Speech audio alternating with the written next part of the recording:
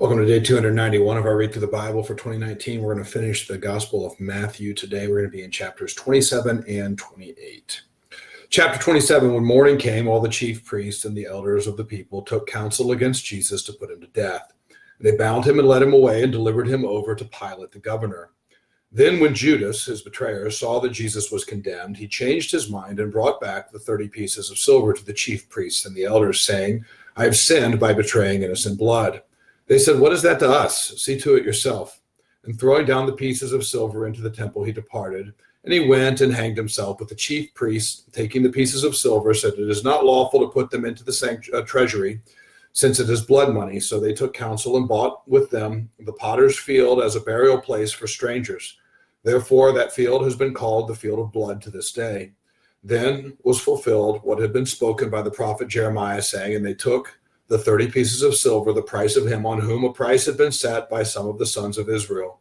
And they gave them for the potter's field as the Lord directed me." Now Jesus stood before the governor, and the governor asked him, "Are you the king of the Jews?" Jesus said, "You have said so." But he was accused by the chief priests and elders, he gave no answer. Then Pilate said to him, "Do you not hear how many things they testify against you?" But he gave him no answer, not even to a single charge, so that the governor was greatly amazed.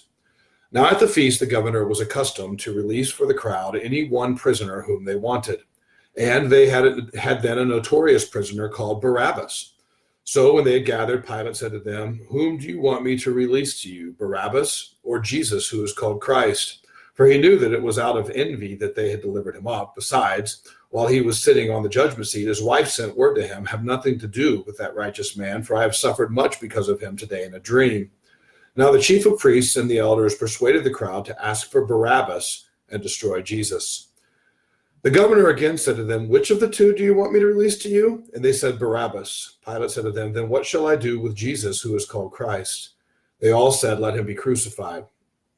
And he said, "Why? What evil has he done?" But they shouted all the more, "Let him be crucified."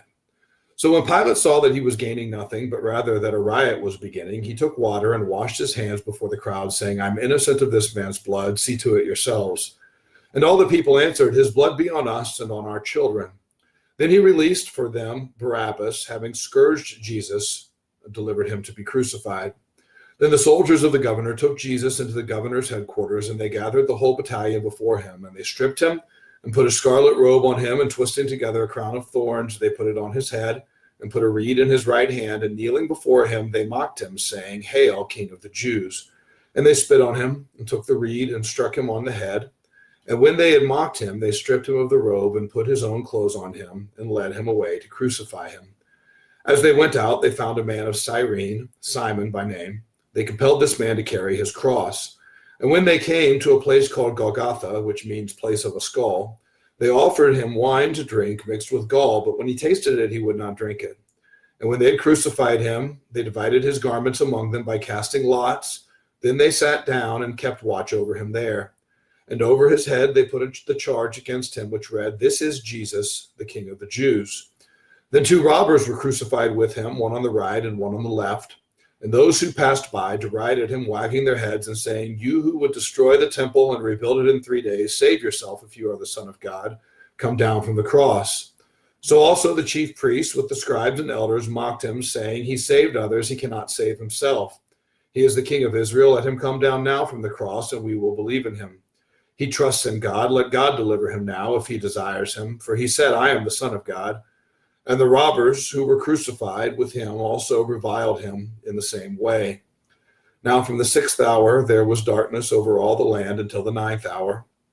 And about the 9th hour Jesus cried out with a loud voice, saying, "Eli, Eli, lama sabachthani," that is, my God, why have you forsaken me?" And some of the bystanders hearing it said, "This man is calling Elijah." And one of them at once ran and took a sponge, filled it with sour wine, and put it on a reed, and gave it to him to drink. But the others said, "Wait, let us see whether Elijah will come to save him." And Jesus cried out again with a loud voice and yielded up his spirit. And behold, the curtain of the temple was torn in two from top to bottom.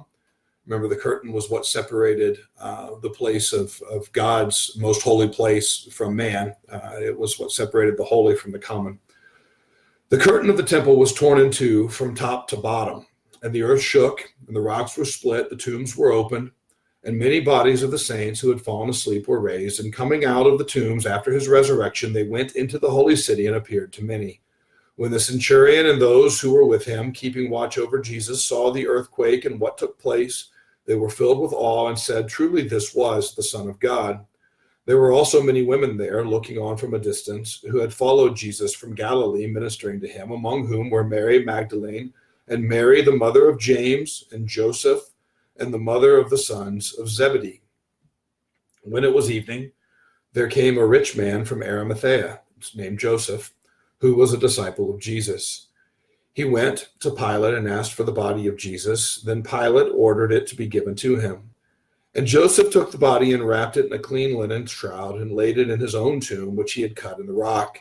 And he rolled a great stone to the entrance of the tomb and went away. Mary Magdalene and the other Mary were there, sitting opposite the tomb. The next day, that is, after the day of preparation, the chief priests and the Pharisees gathered before Pilate and said, "Sir, we remember how that impostor said, while he was still alive, 'After 3 days I shall rise.' Therefore order the tomb to be made secure until the third day, lest his disciples go and steal him away and tell the people he has risen from the dead. And the last fraud will become worse than the first." Pilate said to them, "You have a guard of soldiers. Go, make it as secure as you can." So they went and made the tomb secure by sealing the stone and setting a guard. Chapter 28.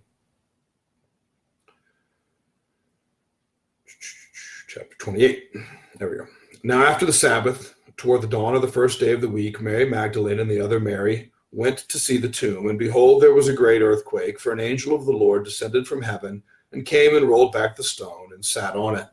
His appearance was like lightning, and his clothing white as snow. And for fear of him, the guards trembled and became like dead men. But the angel said to the women, "Do not be afraid, for I know that you seek Jesus who was crucified. He is not here, for he is risen, as he said. Come, see the place where he lay. Then go quickly and tell his disciples that he has risen from the dead. And behold, he is going before you to Galilee. There you will see him. See, I have told you." So they departed quickly from the tomb with fear and great joy and ran to tell his disciples. And behold, Jesus met them and said, "Greetings." And they came up and took hold of his feet and worshipped him. Then Jesus said to them, "Do not be afraid. Go and tell my brothers to go to Galilee, and there they will see me." While they were going, behold, some of the guard went into the city and told the chief priest all that had taken place. And when they had assembled with the elders and taken counsel, they gave a sufficient sum of money to the soldiers and said, "Tell people, his disciples came by night and stole him away while we were asleep. And if this comes to the governor's ears, we will satisfy him and keep you out of trouble." So they took the money and did as they were directed. And this story has been spread among the Jews to this day. Now the 11 disciples went to Galilee, to the mountain to which Jesus had directed them. And when they saw him, they worshipped him, but some doubted. And Jesus came and said to them, "All authority in heaven and on earth has been given to me. Go therefore and make disciples of all nations, baptizing them in the name of the Father and of the Son and of the Holy Spirit, teaching them to observe all that I have commanded you. And behold, I am with you always to the end of the age." All right, that concludes the Gospel of Matthew. We will begin tomorrow picking up with day 292 in Mark chapter 1.